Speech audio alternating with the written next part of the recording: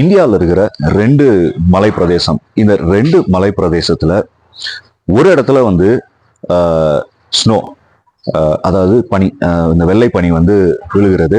இன்னொரு இடத்துல வந்து இந்த ஸ்னோஃபால் இல்லை. ஆனா இந்த ரெண்டு மலை பிரதேசமும் வந்து கிட்டத்தட்ட ஒரே அளவுல தான் இருக்கு. ஏன் அப்படின்னு பார்க்கலாம். அண்ட் அது எது அப்படின்னு பார்த்தோம்னா ஷிம்லாவும் உதகமண்டலம் இது ரெண்டுமே வந்து ஒரே உயரத்துல, கிட்டத்தட்ட ஒரே உயரத்துல இருக்கக்கூடிய ரெண்டு மலை பிரதேசம். ஷிம்லா நார்த் இந்தியால இருக்கு, உதகமண்டலம் இங்க சவுத் இந்தியால இருக்கு. ஒருவேளை இதுதான் காரணமா அப்படின்னா இல்ல. அண்ட் இது கூட ஒரு காரணமாக இருக்கிறதற்கு ஒரு கட்டத்துல வாய்ப்பு இருக்கு.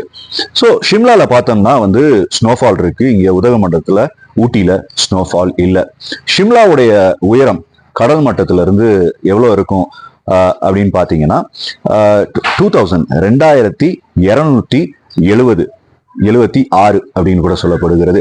அதே வந்து உதகமண்டலம் ஊட்டியோடைய உயரம் கடல் மட்டத்துல இருந்து 2240.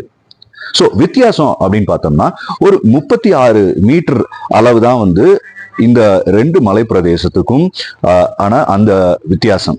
ஆனா அங்க ஸ்னோஃபால் இருக்கு, இங்க ஸ்னோஃபால் இல்லை. இது ஏன் அப்படின்னு இந்த கேள்விக்கு சில விளக்கங்கள் இருக்கு. இதுல ஒண்ணு வந்து பார்த்தோம் அப்படின்னு சொன்னா, ஒண்ணு வந்து ஷிம்லா இருக்கிற லாட்டிடியூட் அண்ட் உதகமண்டலம் இருக்கிற லாட்டிடியூட் இது ரெண்டுமே வெவ்வேறு. ஆனா இதை இன்னும் தெளிவா புரிஞ்சுக்கணும் அப்படின்னு சொன்னா இத எப்படி பிரிக்கணும் அப்படின்னு பாத்தீங்கன்னா, நம்ம எர்த்தே வந்து உருண்டையா இருக்கு. இதுல ஈக்குவேட்டர் அப்படின்னு சொல்லுவாங்க, சென்டர் பகுதி.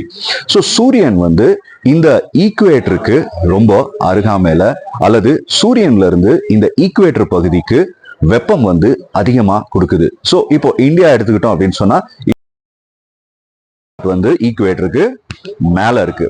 அப்படி பார்க்கும் பொழுது இந்த கான்செப்டை வச்சு இதை தெளிவா எப்படி புரிஞ்சுக்கலாம் அப்படின்னு பாத்தீங்கன்னா, ஒரு கேண்டில் லைட் பண்ணி அந்த கேண்டிலுக்கு மேல நம்ம வந்து இப்படி கையை வைக்கிறோம் அப்படின்னு சொன்னா வெப்பம் வந்து அதிகமா இருக்கும். ஸோ நம்ம கையை டக்குன்னு எடுத்துருவோம்.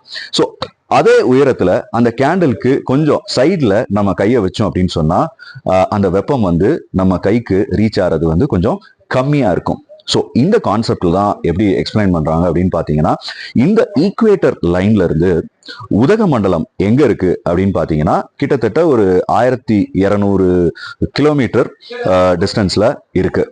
அதே வந்து ஷிம்லா வந்து டபுள் மடங்கா இந்த ஈக்குவேட்டர்ல இருந்து 3000 கிலோமீட்டர் 3000+ கிலோமீட்டர் டிஸ்டன்ஸ்ல இந்த ஈக்குவேட்டர், இந்த ஷிம்லா வந்து அமைஞ்சிருக்கு.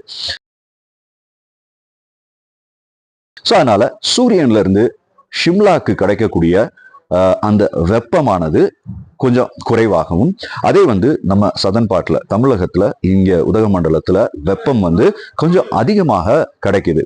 இந்த வெப்பத்துடைய அளவின் காரணமாக தான் ஷிம்லால அங்க வந்து வெப்பம் குறைவா இருக்கிறதுனால அங்க ஸ்னோஃபால் கிடைக்குது, இங்க நமக்கு ஸ்னோஃபால் கிடைக்கிறது இல்லை. தோ ரெண்டு மலையும் ஒரே உயர்வு தான். அண்ட் அது ஆல்டிடியூட் உயர டெம்பரேச்சர் வந்து கம்மியாகுது. பட் இங்க இருக்கிற டெம்பரேச்சரோட அங்க டெம்பரேச்சர் வந்து மைனஸ்ல போகும். அதனால ஸோ இது ஒரு விளக்கமாக நம்ம எடுத்துக்கலாம்.